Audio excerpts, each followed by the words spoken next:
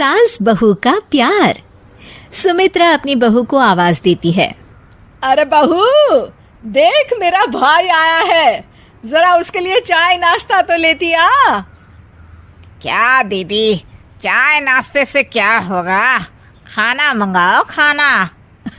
अच्छा ठीक है, मंगाती हूँ। तभी सुमित्रा की बहू तारा हाथ में पर्स लिए बाहर आती है। मम्मी जी, मैं मार्केट जा रही हूँ, मेरी सहेलियाँ बाहर मेरा इंतजार कर रही हैं। मामा जी को खाना आप दे दीजिएगा, मुझे ना देर हो रही है। और सुमित्रा वहां से चली जाती है। ये देख कल्लू लाल सुमित्रा से कहता है, ये क्या दीदी, तुम्हारी बहू तो बहुत अकड़ू है।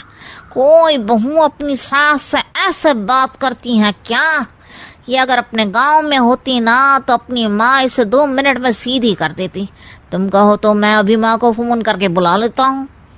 अरे नहीं नहीं कल्लू, पहले का जमाना और था, अब जमाना बदल गया है।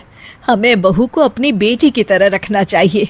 और वैसे भी ये किस किताब में लिखा है कि शादी के बाद लड़की की आज़ादी छीन कर उसे 4 दीवारी में कैद कर दूं?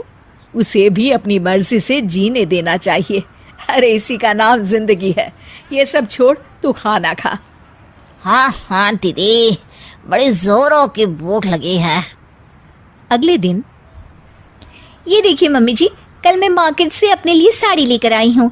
मैं आपके लिए भी साड़ी ले रही थी, लेकिन मुझे कोई साड़ी पसंद ही नहीं आई। अच्छा, मैं ऑफिस के लिए निकल रही हूँ, मुझे देर हो रही है। ये कहकर तारा वहां से चली जाती है। तारा की जाती ही अरे दीदी, तुम्हारी बहू तो दिन दहाड़े तुमसे झूठ भी बोलती है। सिर्फ अपने लिए साड़ी लेकर आई है। क्या बाजार की दूसरी सभी दुकानें बंद हो गई थी? देखो तो कैसा बहाना करके चली गई। राम कसम दीदी, देख लेना, ऐसी बहुएं ज्यादा दिन अपनी सास से निभा नहीं पाती। ये तो तुम्हें घर से निकाल कर रहेगी दीदी। अरे तू कुछ ज्यादा ही चिंता कर रहा है मेरी। ऐसी कोई बात नहीं है, मेरी बहू मेरा बहुत ख्याल रखती है। सुमित्रा अपने कमरे में चली जाती है।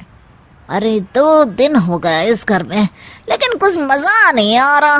मेरी दीदी तो अपनी बहू से बिल्कुल नहीं लड़ती, लेकिन मैं भी हार नहीं मानूंगा। उसी शाम तारा डाइनिंग टेबल पर सबके लिए खाना रख के किचन में रोटियां लेने चली जाती है। अब इस खाने का जरा स्वाद बढ़ाया जाए। कल्लू लाल खाने में कुछ कंकड़ मिला देता है। अब इस खाने को खा के मेरी दीदी अपनी बहू की अच्छी खबर लेगी और मुझे आज सास बहू के झगड़े का लाइव एपिसोड देखने को मिलेगा। थोड़ी देर के बाद घर के सभी लोग खाना खाने लगते हैं।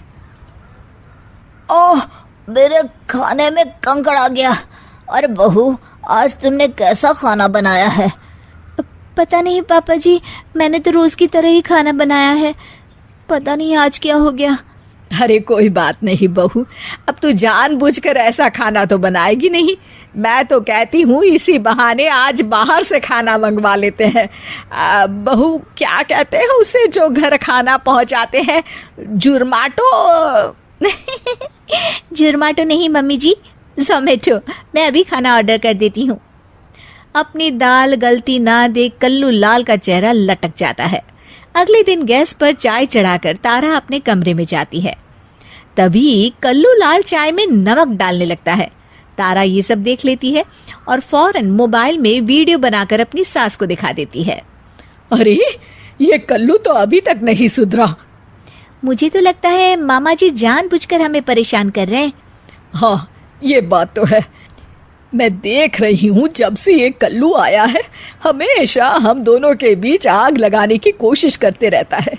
इसे इस घर से भागना ही पड़ेगा, लेकिन जबरदस्ती भी तो निकाल नहीं सकते।